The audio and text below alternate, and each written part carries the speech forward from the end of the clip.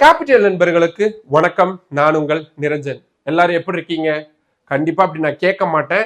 ஏன்னா பெட்ரோல் பங்க்ல போய் பெட்ரோல் போட்டுட்டு வரும் பொழுதும் சரி, இல்ல ஒரு காய்கறி கடையில போய் காய்கறிகள் வாங்கிட்டு வரும் பொழுதும் சரி, மளிகை கடையில போய் சமைக்கிறதுக்கான பொருட்கள் வாங்கிட்டு வரும் பொழுதும் சரி, அங்க கொடுக்கக்கூடிய பணமும் நம்ம தேய்க்கக்கூடிய காடும் கொடுக்கக்கூடிய சூடு அப்படின்றது நிச்சயமா நமக்கு பயங்கர கண்ணீரை கொடுத்துக்கிட்டு இருக்கு அப்படின்னு சொன்னா மாற்று கருத்தே கிடையாது. விலைவாசி எங்கேயோ போயிருச்சு. தக்காளி வாங்க போனா தங்கம் வாங்குற ஃபீல் அப்படின்றதா வந்துகிட்டு இருக்கு. மளிகை சாமானோடைய அந்த லிஸ்ட்டை எழுதும் பொழுதே பிபி அப்படின்றது ஏறுது. எரிபொருள் தட்டுப்பாடு, விலைவாசி உயர்வுன்னு மக்களான நம்ம அல்லாடிக்கிட்டு இருக்கிறோம். ஆனா எனக்கு ஒரு பெரிய சந்தேகம் இதுல இருந்துகிட்டே இருக்கு பாஸ். இதெல்லாம் இந்த விலையேற்றம் அப்படின்றதெல்லாம் நடந்துகிட்டே இருக்கு. ஆனா நம்ம ஊர் பெரிய பெரிய சினிமா ஸ்டார்ஸ் ஆகட்டும், கிரிக்கெட் வீரர்களாகட்டும், செலிபிரிட்டிகளாகட்டும், அவங்களுடைய சமூக வலைதள பக்கங்கள்லயோ சோசியல் மீடியாலயோ ஒரு போஸ்டாவது போடுறாங்களா? ஆனா என்னப்பா இப்படி விலையை ஏத்திக்கிட்டு இருக்கீங்க, மக்கள்லாம் என்ன பண்ணுவாங்க அப்படின்னு ஒரு கேள்வியாவது நமக்கு ஆதரவா கேட்டிருக்காங்களா? எல்லாரும் அமைதியா இருக்கிறாங்க. மௌன விரதம் அப்படின்றத இருந்துகிட்டு இருக்காங்க. ஆனா இதே இந்தியாவில ஒரு காலத்துல, அதாவது டாக்டர் மன்மோகன் சிங் பிரதமரா இருந்தப்போ பெட்ரோல் விலையை ஒரு சில பைசாக்கள் ஏத்துனா கூட போதும், நம்ம ஊர் பிரபலங்கள் ட்விட்டர்ல சும்மா அப்படியே கதகளி ஆடுவாங்க, சோசியல் மீடியால தீய வச்சு விட்டுருவாங்க.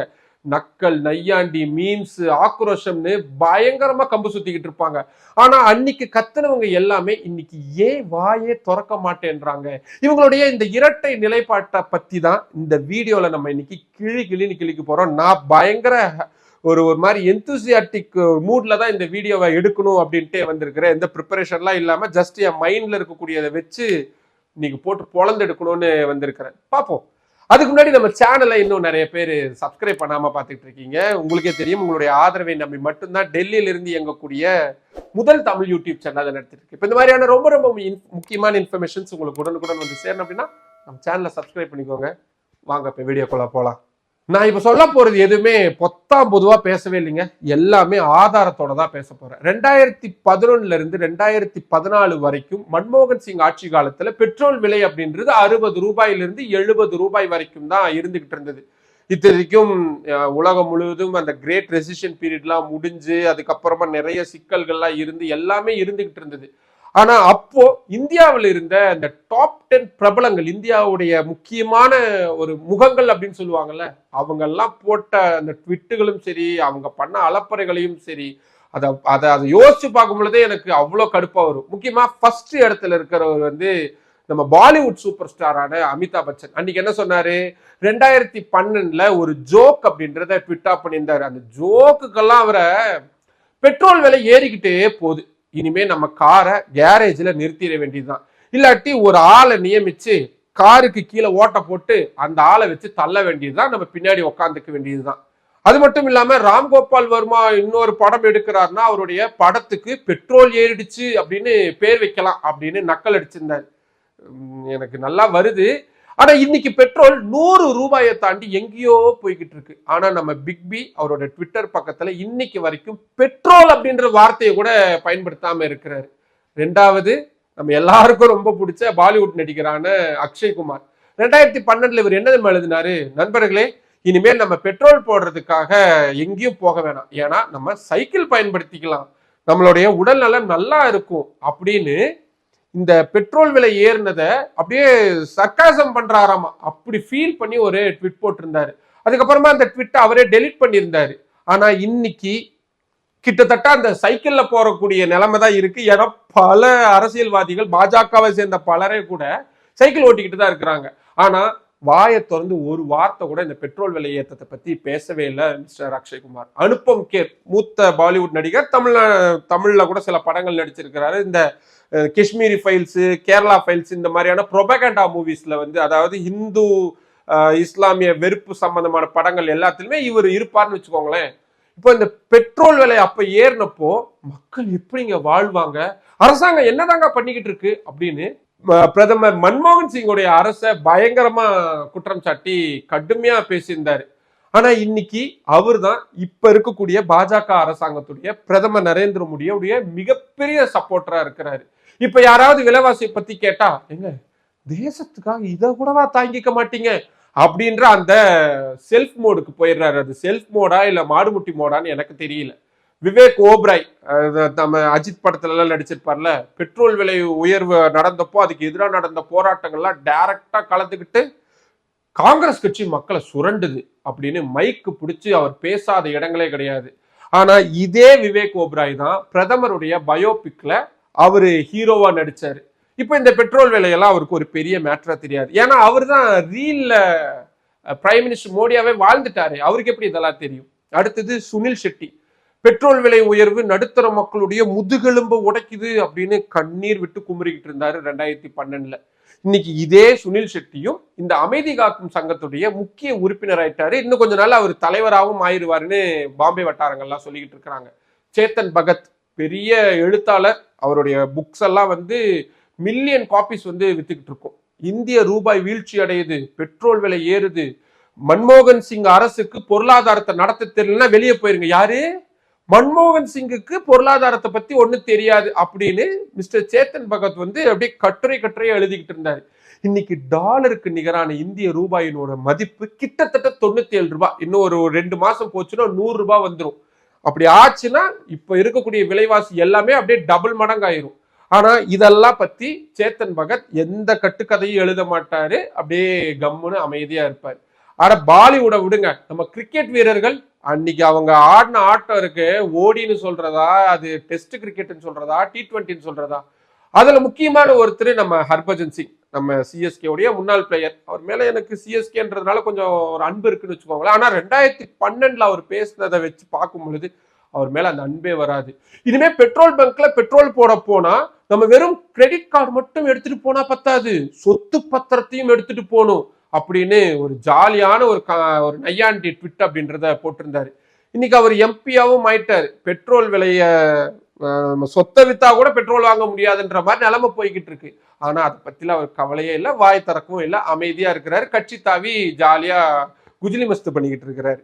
அடுத்தது சூரியகுமார் யாதவ் மாதிரியான இளவட்டமா இருந்த அப்ப இருந்த கிரிக்கெட் வீரர்கள் பெட்ரோல் விலை சதம் அடிக்குது, நாங்க கூட சதம் அடிக்க முடியல, ஆனா பெட்ரோல் விலை ஜாலியா சதம் அடிக்குது அப்படின்னு கிரிக்கெட் ஸ்கோரோட ஒப்பிட்டு மீம் எல்லாம் போட்டு காமெடி பண்ணிக்கிட்டு இருந்தாங்க. இன்னைக்கு நிஜமாவே பெட்ரோல் விலை 100 ரூபாயை தாண்டி போய்கிட்டு இருக்கு.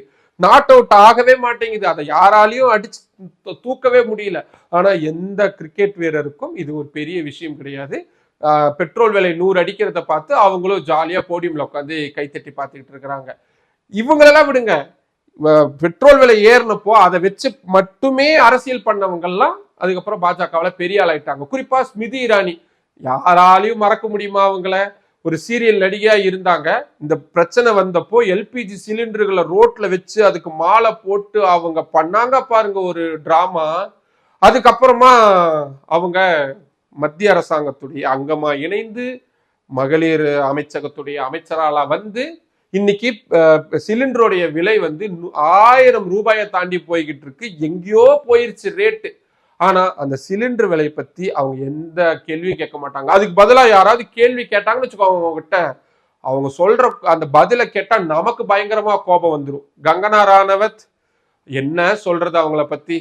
பல விஷயங்கள் காங்கிரஸ் கட்சிக்கு ஒண்ணுமே தெரியாது, ராகுல் காந்திக்கு ஒண்ணுமே தெரியாது, அது இதுன்னு சொன்னாங்க. இன்னைக்கு அவங்க தான் ஆளுங்கட்சியுடைய எம்பியாவும் இருக்கிறாங்க. ஆனா இப்ப நடக்கிறதெல்லாம் மக்களுக்கு நன்மை தரக்கூடிய விஷயம் அப்படின்ற ஒரு காட் மோடுக்கு அவங்க போயிட்டாங்கன்னு சொன்னா மாற்று கருத்தே கிடையாது.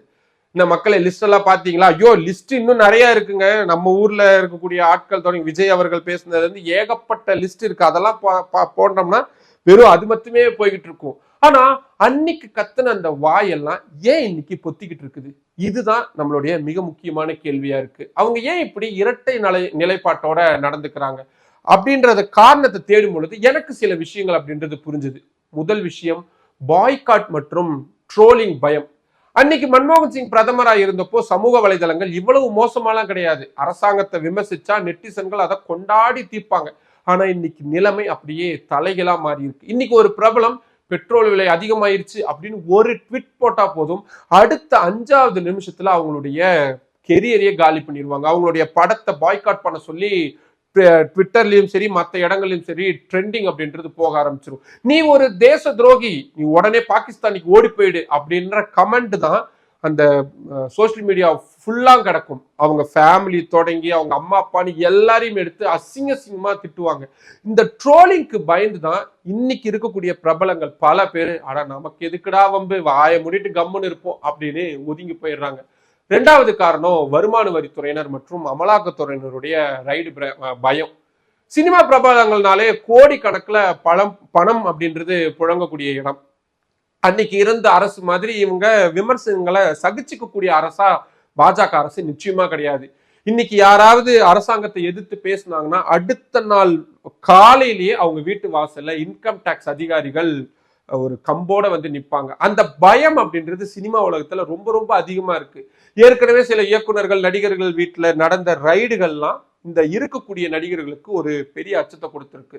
நம்ம பாட்டுக்கு நம்ம வியாபாரத்தை பார்ப்போம், வம்பை எதுக்கு நம்ம விலை கொடுத்து வாங்கணும், மக்கள் எக்கேடு கிட்டா போனா என்ன அப்படின்ற மாதிரியான ஒரு மனநிலைக்கு இவங்க ஆட்டோமேட்டிக்காவே வந்துட்டாங்க. மூணாவது அரசியல் ஆதாயம் மற்றும் பதவிகள். அன்னைக்கு மன்மோகன் சிங் அரசை எதிர்த்து யார் யாரெல்லாம் பேசினாங்களோ அவங்க எல்லாருக்குமே இன்னைக்கு எம்பி பதவி, எம்எல்ஏ பதவி, முக்கியமான ஆணையங்களுடைய உறுப்பினர் பதவி அப்படின்ற பல விஷயங்களை கொடுத்து அழகு பார்த்திருக்காங்க. பத்ம விருது கிடைக்கும், முக்கியமான விருதுகள் அப்படின்றது அள்ளி அள்ளி கொடுப்பாங்க. இதெல்லாம் கொடுக்கும் பொழுது யாருங்க எதிர்த்து பேசுவாங்க? சோறு போடுற கைக்கு எதிரே யாராவது பேசணும்னு முடிவு பண்ணுவாங்களா?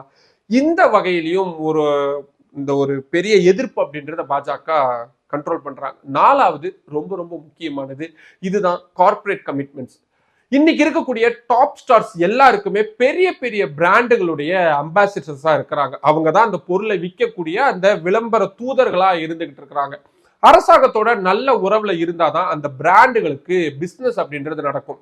ஸோ கார்பரேட் நிறுவனங்களும் அவங்களுடைய விளம்பர தூதர்கள் எந்த ஒரு அரசியல் சர்ச்சையிலையும் சிக்கக்கூடாது அப்படின்றத கண்டிப்பான ஒரு ரூல்ஸா சொல்றாங்க. நீங்க பாலிடிக்ஸ் பேசுறீங்களா, பணத்தை எதிர்பார்க்காதீங்க, உங்களுக்கு ஆட்ல எந்த வாய்ப்பும் கிடையாது, வெளியே போயிருங்க அப்படின்ற கதவுகளை மூடிடுறதுனால வருமானம் நிறைய கிடைக்கணும் அப்படின்றதுக்காக மக்களை பத்தின அக்கறையெல்லாம் இல்லாம இந்த பிராண்டுகளுக்கு அவங்க அம்பாசிடர்ஸா இருக்கிறாங்க. அந்த அம்பாசிடர்ஸா இருக்கிற வரைக்கும் அவங்களால அரசாங்கத்தை எதிர்த்து பேசவே முடியாது. ஸோ ஃப்ரெண்ட்ஸ், இதுல இருந்து நமக்கு தெரியறது ஒன்னே ஒண்ணுதான், இந்த சினிமா ஸ்டார்ஸோ கிரிக்கெட் ஹீரோக்களோ அன்னைக்கு அவங்களுக்காக மட்டும்தான் பேசிக்கிட்டாங்க. அன்னைக்கு ஒரு ட்ரெண்ட் இருந்தது, அந்த ட்ரெண்டை பயன்படுத்தி இன்னும் நிறைய பப்ளிசிட்டி ஆகணும் அப்படின்றதுக்காக மட்டும்தான் அவங்க நடந்துக்கிட்டாங்க. ஆனா நாம என்ன பண்ணிக்கிட்டு இருக்கோம்? இவங்களுடைய படம் ரிலீஸ் ஆகிற அன்னைக்கு பாலாபிஷேகம் பண்றோம், தியேட்டர் முன்னாடி பெரிய பெரிய பேனர் கட்டுறோம், அடிச்சுக்கிறோம், கீழே விழுந்து சாகுறோம். ஒரு 100 ரூபாய் தாண்டி பெட்ரோல் போய்கிட்டு இருக்கு, நமக்காக வாய் திறக்க மாட்டேன்றாங்க. மளிகை கடையில போய் கஷ்டப்பட்டு ஒரு சாமான் வாங்கிட்டு வரோம், பணம் கொடுக்க வேணாம், அட பாவங்க இந்த மக்கள் அப்படின்ற ஒரு வார்த்தையாவது சொல்லலாம். ஆனா இந்த செலிபிரிட்டிங்கெல்லாம் அவங்களுடைய சொகுசு கார்ல ஏசி ஆன் பண்ணிட்டு ஜாலியா போய்கிட்டு இருக்காங்க. ஆனா நாம தான் இதை பத்தின எந்த கவலையும் இல்லாம மீண்டும் மீண்டும் அந்த ரசிக மனப்பான்மையிலேயே இருந்துகிட்டு இருக்கிறோம். ஒரு தோனி 100 அடிச்சிட்டாரா, கோலி வந்து 200 அடிச்சிட்டாரா, ஏதோ நான் அடிச்ச மாதிரி என் தம்பி கூடயும் என் அண்ணன் கூடயும் சண்டை போட்டுக்கிட்டு இங்க மாஞ்சிக்கிட்டு இருக்கிறோம். அவங்க கோடி கோடியா சம்பாதிக்கிறாங்க, ஆனா பாதிக்கப்படுறது என்னமோ நம்ம தான்.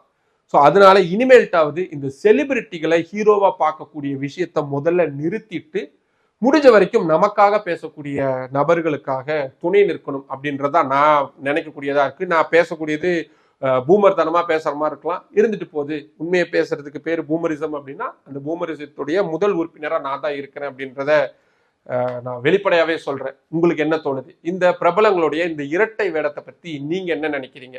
அன்னைக்கு பேசினவங்க இன்னைக்கு பேசாம இருக்கிறது சரியா இல்ல தப்பா? உங்களுக்கு எது தோணுனாலும் கீழே தயவு செய்து தைரியமா கமெண்ட் சொல்லுங்க. மற்றும் ஒரு வீடியோவில் சந்திக்கலாம். நன்றி. நம்மளோட த கேபிட்டல் சேனல்ல இன்னும் நிறைய பேர் சப்ஸ்கிரைப் பண்ணாம பார்த்துக்கிட்டு இருக்கீங்க. உங்களுக்கே தெரியும், உங்களுடைய ஆதரவை நம்பி மட்டும்தான் டெல்லியில இருந்து இயங்கக்கூடிய முதல் தமிழ் யூடியூப் சேனல் அதை நடத்திட்டு இருக்கேன். இப்போ இந்த மாதிரியான ரொம்ப ரொம்ப முக்கியமான இன்ஃபர்மேஷன்ஸ் உங்களுக்கு உடனுக்குடன் வந்து சேரணும் அப்படின்னா நம்ம சேனலை சப்ஸ்கிரைப் பண்ணிக்கோங்க. நம்ம வீடியோஸை நிறைய பேர் கொண்டு போய் சேருங்க, லைக் பண்ணுங்க, கமெண்ட் பண்ணுங்க. உங்களுடைய ஆதரவை அதிக அளவில் தாருங்கள். நன்றி.